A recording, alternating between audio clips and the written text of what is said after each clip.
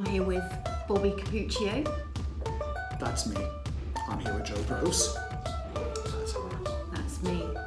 So, Bobby, can you tell me what have been your most memorable moments working in the fitness industry? Which is probably hard with 20 years experience, but... Okay, I'm not going to talk about after-hours parties at conferences. One, because I can't remember most of that, to be fair, and what I do remember, it's not relevant, it's not appropriate. God, you know what? I think the most memorable moments were the most pivotal moments. I think it's a matter of something that shifted. First one is when I discovered that I really did want to be a speaker. I was forced into that revelation because... How did that happen? Well, I was working with a boss. You know, he owned Gold's Gym, probably one of the most important people I've ever met in my life, Mitchell Pacifico. And he had an up or out philosophy in his company. He was not content for you to move into a position and do very, very well in that position and stay there. Once you got good at something, he wanted you out of it. So you can go into another position that you sucked at and was very uncomfortable, and you can get good at that. And he wanted me to do a lot of those things because he envisioned me as a general manager type. And I had to learn every facet of the business, but I felt very insecure. And I felt like I wasn't as intelligent as everybody else that I was surrounding myself with. So I thought, wow, if I could just be competent and work harder than everybody else, well, that's going to demonstrate my value. So whenever he would come to me and say, well, we want to move you into a position of greater responsibility, I would find a noble but completely bullshit reason why I didn't want to go there. So you preferred to sort of stay in your comfort zone? Like I said, well, we're going to put you in sales. I said, no, I will never sell because I help people. Because because influencing somebody to make the first and arguably most critical step towards becoming the person they want to be, no, that's not helping someone at all. So, but I said that, and I think a lot of trainers say, no, I help people. As if selling them on the initial steps of health and fitness is hurting them.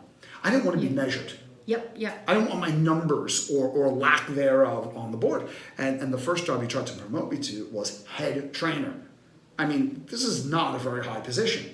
It was underneath the department head. So you had a fitness manager, and underneath them is a head trainer. And he just wanted to move me into the first position of management, and I freaked out. But, again, it's like you either take the position or you're fired.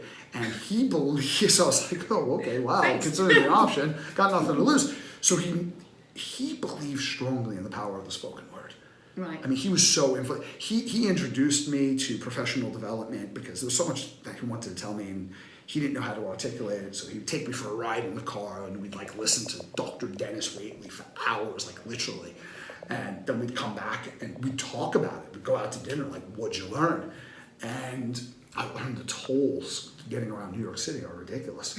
But it was he put me in front of the entire team one day, hundreds of people. And he was getting up in front of the room, and he was just totally impassioned. And he's like, all right, Bobby is our newest promoted manager. He's part of our management team. Step up, Bobby. And Bobby's going to tell you how he's going to make this organization a more powerful, dynamic, and profitable place to be. It's like, holy shit, I don't have a clue about any of the things he just said. And he pulled me up. And I had that experience where I got up to speak, but my brain sat back down. And it was so uncomfortable. Yeah. Because we were in a Group X room. That's where you hold all your important meetings. Obviously. So there was an echo in the room. And did you remember in the 1990s, the tapered workout trousers? They were really tight on the ankles, but they ballooned out. Yes. Yeah, and I had change in my pockets. And all you heard in the room was because my knees were shaking. Yeah.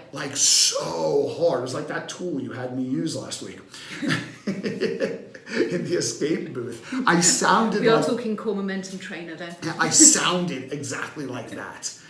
And I went completely blank until, just out of self-preservation, I remembered everything on track 4 of the Psychology of Winning, positive self-direction.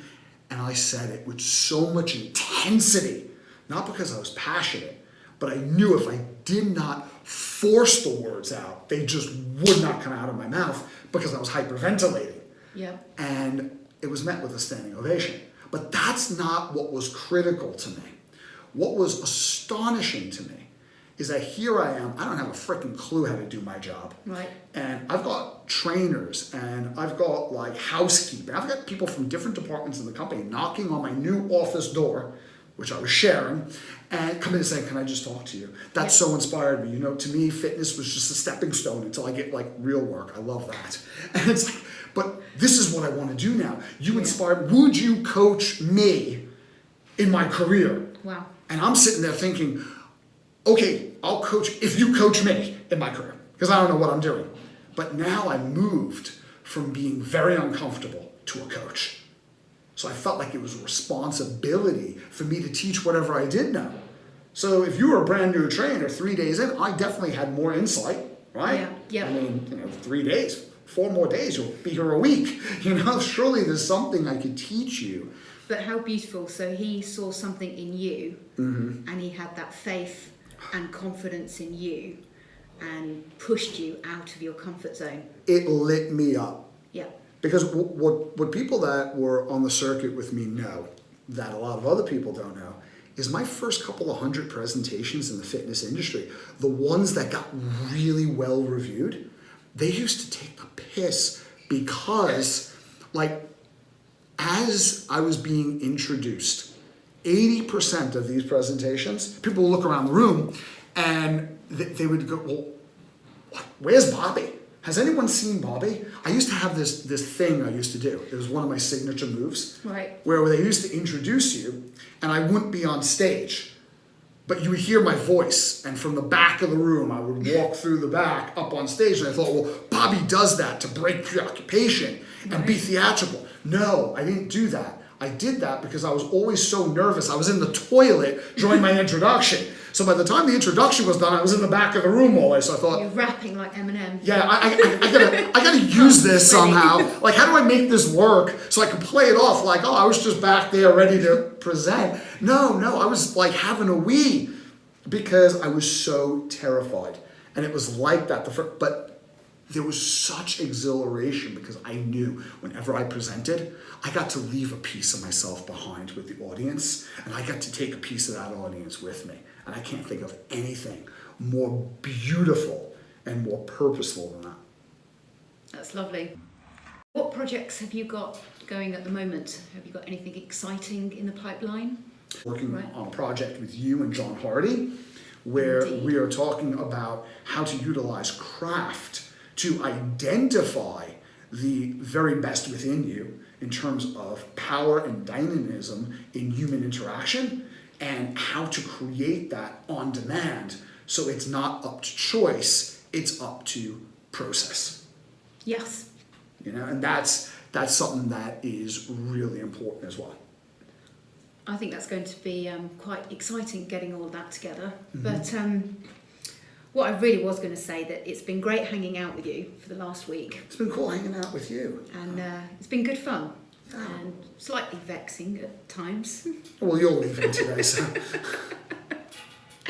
And I wanted to thank you for introducing me to some great beers. Yes, that is something people do not know about me. I have extraordinary taste in beer. It does and have they're like, very "No, good taste in can't beer." be. He's an American. I know, it's freaky, isn't it? But yes, I do. So what's your top tip for when I go back to England and I'm choosing a beer? Photograph, send, wait for reply. Yeah, so if you have any beer questions, you can email us at Joe and Bobby's Beer. Joe and Bobby's beer. Like, screw the fitness Bojo. industry. Bobby Joe. Yeah, all right. As long as you don't say it like BJ Beer Selection. Yeah, that's like really bad. All right, I think we're done. I think we're done. Yes, that sounds awesome. Thank you very much. Your face isn't really in it. A minute ago, you were fighting because you wanted more of your face in it. Well, yeah, that is my preference. Right. But we need to have your face a little bit I prefer mine, but they probably prefer your face. Right, well, here we are. I know I'm not pretty.